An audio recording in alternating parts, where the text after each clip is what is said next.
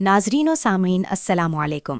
آج کے اس pod cost میں ہم رمضان المبارک کے روزوں کے حوالے سے کچھ اہم فقہی مسائل پر بات کریں گے، خاص طور پر روزہ کن چیزوں سے مکروہ ہوتا ہے، روزہ ٹوٹنے کے اسباب کیا ہیں اور قضاء و کفارہ کے کیا احکام ہیں۔ اس اہم موضوع پر رہنمائی کے لیے ہمارے ساتھ اسٹوڈیو میں موجود ہیں معروف عالم دین مفتی صابر محمود صاحب۔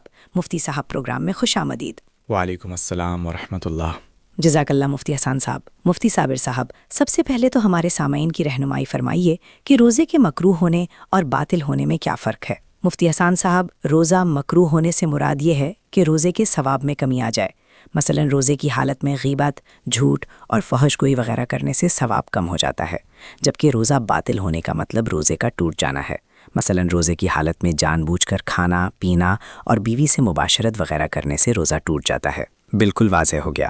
اچھا، ایک اور عام مسئلہ یہ پیش آتا ہے کہ اگر کسی شخص نے روزہ رکھا ہوا ہو اور پھر وہ شدید بیمار ہو جائے تو کیا وہ روزہ توڑ سکتا ہے، اور اس صورت میں اس پر قضا لازم ہوگی یا کفارہ؟ اگر سخت بیماری کی وجہ سے یا غالب گمان اور تجربے سے یا پھر کسی ماہر مسلمان طبیب کے کہنے پر یہ اندیشہ ہو کہ روزہ رکھنے سے بیماری بڑھ جائے گی اور اس وجہ سے روزہ افطار کر لیا جائے تو اس صورت میں صرف ایک روزے کی قضا رکھنا لازم ہوگا، کفارہ یا فدیہ لازم نہیں ہوگا۔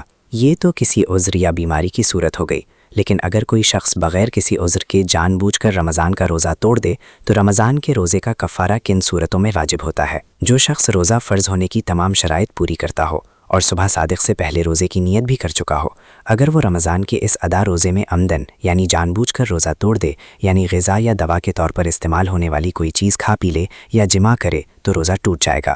اس صورت میں روزے کی قضا کے ساتھ کفارہ بھی واجب ہوگا اور اس فعل پر توبہ و استغفار بھی کرنا لازم ہوگی۔ تو مفتی صاحب، ناظرین کو یہ بتائیے کہ اس کفارے کی مقدار کیا ہے اور اسے کیسے ادا کیا جائے گا؟ کفارے کے طور پر اس شخص پر مسلسل 60 روزے رکھنا ضروری ہے اور ساتھ ہی ایک روزے کی قضا بھی لازم ہے، یعنی کل 61 روزے رکھنے ہوں گے۔ اس میں یہ بات بہت اہم ہے کہ اگر 60 روزوں کے درمیان ایک روزہ بھی چھوٹ گیا تو از نو یعنی دوبارہ شروع سے روزے رکھنا لازم ہوں گے اور پچھلے روزوں کا اعتبار نہیں ہوگا۔ اور اگر کسی شخص میں بڑھاپے یا مستقل بیماری کی وجہ سے مسلسل 60 روزے رکھنے کی استطاعت ہی نہ ہو تو وہ کیا کرے؟ اگر عمر رسیدگی یا کسی ایسے دائمی مرض کی وجہ سے مسلسل روزے رکھنے کی استطاعت نہ ہو تو اس کے لیے متبادل یہ ہے کہ 60 مسکینوں کو صدقہ فطر کی مقدار غلہ جیسے 1.25 کلو گندم یا اس کی قیمت دینا لازم ہے۔ اس کے علاوہ یہ بھی جائز ہے کہ 60 مسکینوں کو ایک دن صبح و شام پیٹ بھر کر کھانا کھلا دے یا ایک ہی مسکین کو 60 دن تک صبح و شام کھانا کھلا دے۔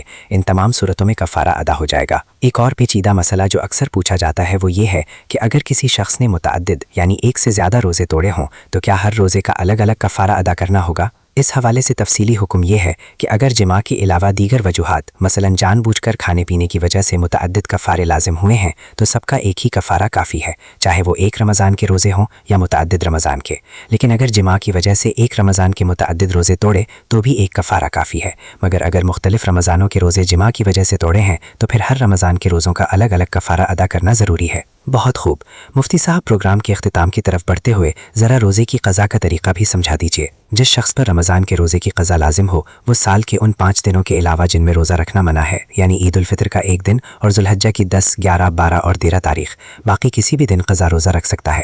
بس اس میں شرط یہ ہے کہ قضا روزے کی نیت رات سے یا صبح صادق کے طلوع ہونے سے پہلے کر لی جائے، بصورت دیگر قضا روزہ درست نہیں ہوگا۔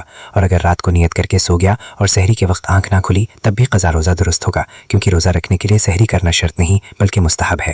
جزاک اللہ خیر مفتی صابر محمود صاحب، آپ نے انتہائی آسان اور واضح الفاظ میں روزے کے مکروہات، قضا اور کفارے کے تفصیلی احکام ہمارے سامعین تک پہنچائے۔